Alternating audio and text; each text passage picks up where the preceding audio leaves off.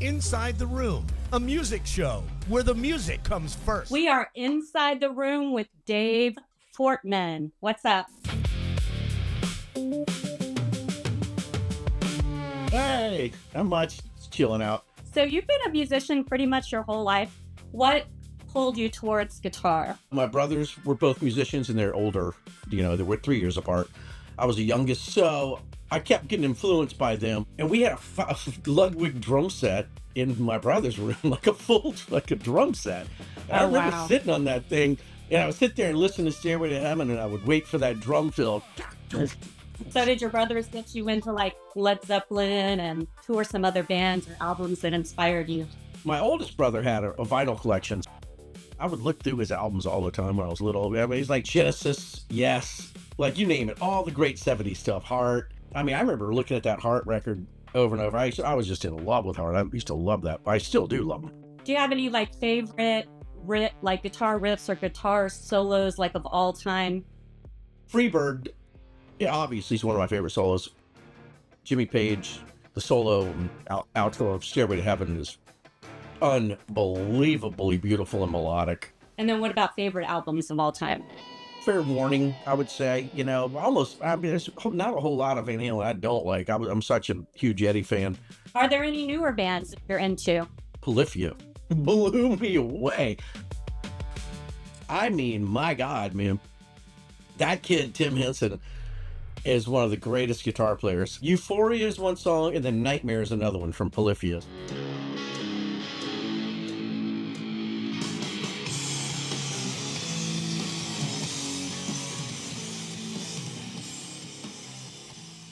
So what kind of pulled you towards the production aspect of the music industry?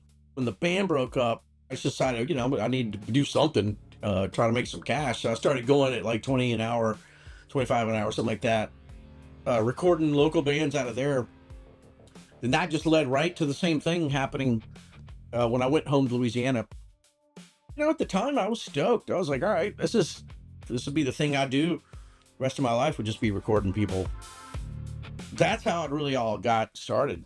Of course, the next levels of it. Super Joint Ritual.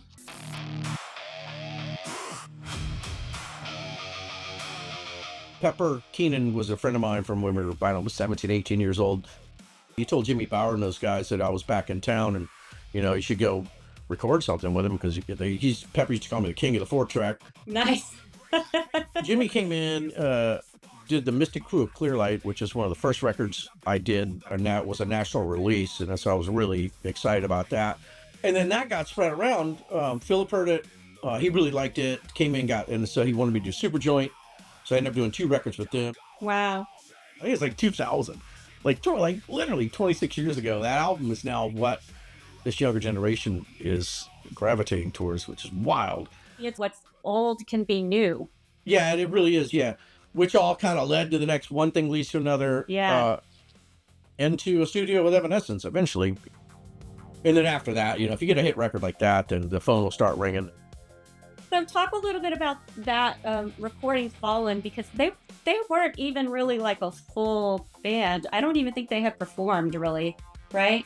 And you found the bass player on the record in a bar? We knew we had to get a bass player at some point, and we didn't really discuss it. So I would go out and have sushi one night, get a bunch of beers in me, and I get over to this bar called Residuals, and this dude is jamming. So I'm standing there in front of him all drunk, like, bro. And he's finished, like, you gotta play it. I'm doing this record, man. You gotta play it, dude. And so he showed up the next day.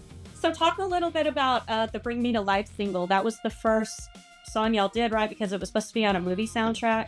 And y'all were like, this is gonna go gold. We were stoked. Having no idea that album would go diamond. And I remember Amy was in tears when they started doing the strings to Bring Me to Life. It was that badass.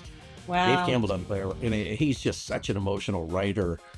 I was like, what the fuck am I listening to right now? This is crazy. Yeah. I still, I get the multi-track, and I can still go back and listen just to the strings, and it's crazy how much color and emotion that guy put into that song. Right. So tell us a little bit about the experience recording Slipknot's All Hope Is Gone, and then specifically the song Snuff. Air around me still feels like a cage. I got the demo first night that I hung with Corey.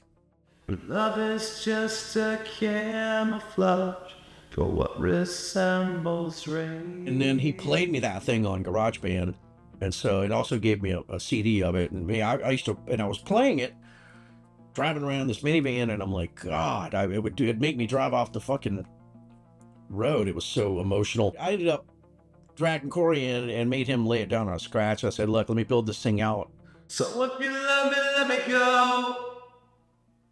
And run away before I know. And it worked. And so he laid it on a scratch. I got everybody to start playing on it. And when I showed him that raw version of what I'd done, yeah, he was like crying. And Corey was crying. Corey, yeah, came in, he started crying, listening to it because it's a personal song to him. And you got it on the first take, vocal on the first take, right? He would do a take, and I'm like, fuck, man, like we get a whole verse, and it's like, well, what are you gonna do with that? You know, this is fantastic. As a producer, you need to be able to just not do anything to it. Would you say that it's like a gut feeling, like that's it? That's the one. I just know that's the one. I'm looking to get excited about a performance and looking for, I'm judging all that shit that I always judge, you know, the accuracy, pitch, all these things. And Corey would just go light it up so fucking hard on the mic. He would come in and I'd say, look, man, any of these passes, we do like 3 passes, like any of these will work. They're all fucking great.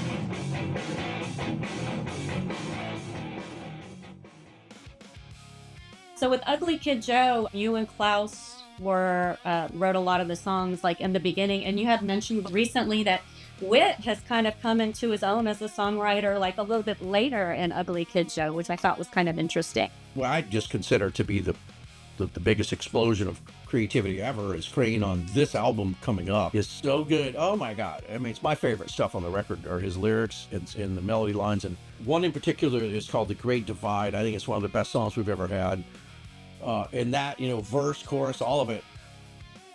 There's a lot of just direct songs, let's just say that, in early Ugly Kid Joe stuff. But I think the depth of what's happening now, especially out of Whit in the writing sense, is Whit's poetry way more in a sense. I mean, things that just look great if you write them on paper. You know what I mean? It's just, they just read well. And not only do they sing well, but they're just a beautiful story.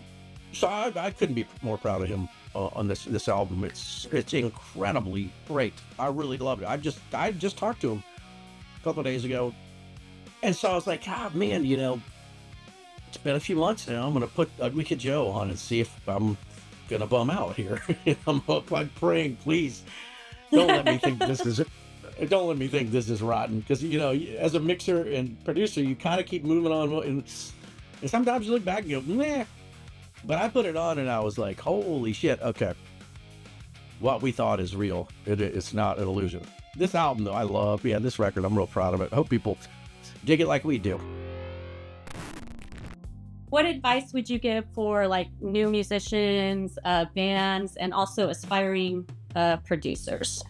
Number one, man, social media now. You got to sell, you know, it doesn't even matter if you don't go on there and play your songs and shit. It's just you need to sell yourself. And then people go, okay, I like this guy. And so what has he got? And a good example is look at the NOLA guys, man. All the guys in Down, they're all in individual bands, right? The Crowbar, I Hate God, COC, right? Pepper. All of those guys are now, they have been for a while, just killing it on social media. I don't even know if I would have gotten the Down record had I not been on social media, and then Pepper kind of reconnecting with me through that and bring it up, you know, and because I've already worked with all those guys individually in the past. That idea of them wanting me to kind of book in the whole thing and being part of that nostalgia to do the new one, the mix, may have been caused by social media. My number one advice, producers, whoever. Yeah. Doesn't matter what you're doing. I don't care if you're selling fucking shoes online. You got to get on there. That's my advice right there. Social media, period. Inside the Room, a music show where the music comes first.